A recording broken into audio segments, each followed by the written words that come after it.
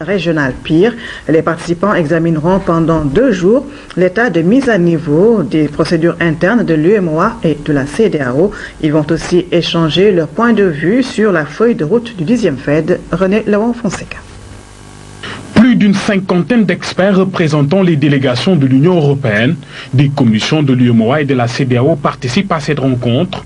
Plusieurs sujets sont au cœur des discussions.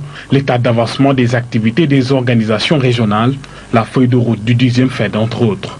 Nous devons tirer ensemble les leçons enrichissantes pour une meilleure mise en œuvre du pire 10e FED. Même si les défis sont nombreux, il ne doit pas être des contraintes à notre ambition commune de tirer un profit partagé de notre coopération pour le bien-être des populations.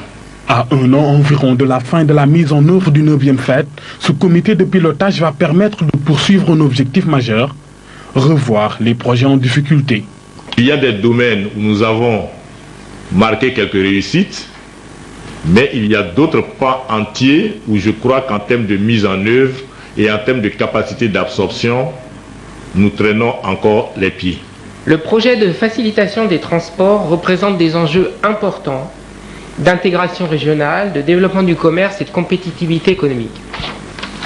Après diverses prolongations, ce projet se trouve dans une phase critique.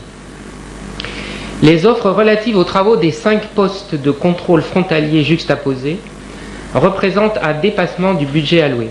Ces projets font partie des 22 axés sur l'intégration régionale et la facilitation des transports en Afrique.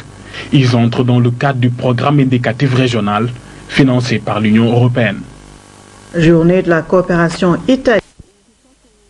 La bonbonne de gaz, elle, revient maintenant à 3 500 francs contre 3 200.